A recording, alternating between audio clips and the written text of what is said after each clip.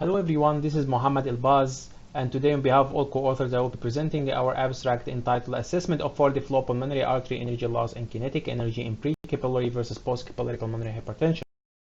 Pulmonary hypertension is predominantly a right heart disease as life-threatening with various complex etiologies and mainly characterized by elevated arterial pressure above 25 mm mercury and can potentially lead to right heart failure and death.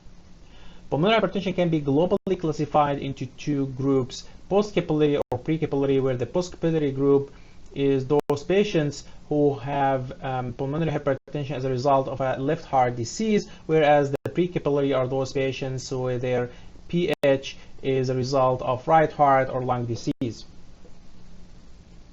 Classifying to each of these categories is critical because, as the guidelines state, as cited here, it's actually the management of each of these two groups is different, as well as their response. However, currently the gold standard remains the invasive right heart cath for such classification, particularly based on the pulmonary artery wedge pressure being above or below 15 mm mercury. Therefore, there is still critical need for non-invasive methods or modalities to allow for non-invasive classification of post versus pre-capillary pulmonary hypertension.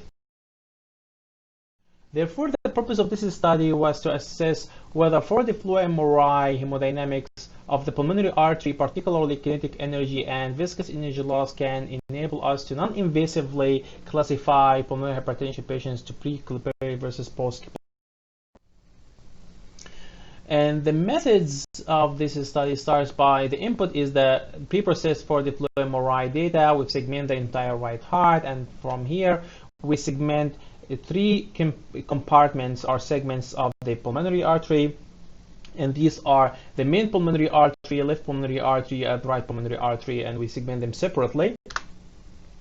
And after that, we compute per segment, we compute voxel-wise kinetic energy mapping, and then we compute the total kinetic energy at each of these segments over the cardiac cycle, and from that we calculate the peak kinetic energy over systole per segment.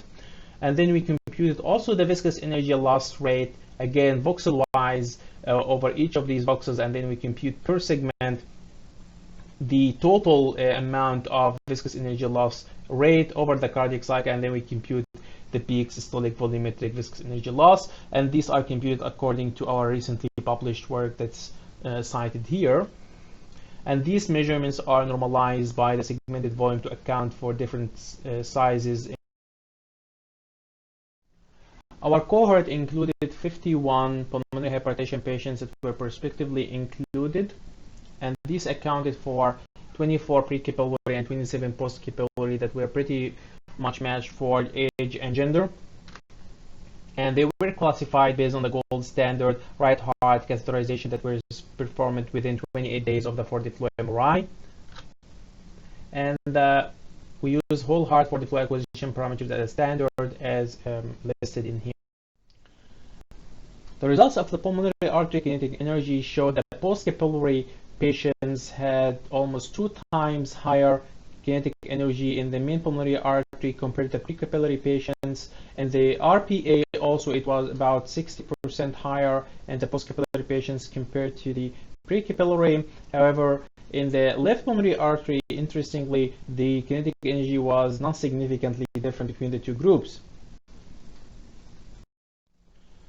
Now, the results of the viscous energy loss was consistent with the kinetic energy, showing that the energy loss in the main pulmonary artery was also significantly higher in the post-capillary versus the pre-capillary patients in both MPA and RPA, and that was about 50 to 60% higher in the post-capillary versus the pre-capillary. Talk about the median here. And again, the LPA was energy loss was non-significantly different between the two groups. In conclusion, for the flow MRI, volumetric measurements of kinetic energy and energy loss were significantly lower in the pre-capillary patients compared to the post-capillary patients in both the main pulmonary artery and the right pulmonary artery. These results may therefore support for the flow MRI as a potential non-invasive modality in differentiating or classifying pre- and post-capillary pulmonary hypertension patients non-invasively. However, future studies are still needed with larger cohorts, as well as studying different WHO pH groups, as well as the association with cardiac function. For more details, please consider visiting our talk on 11 September that's featured here. Thank you.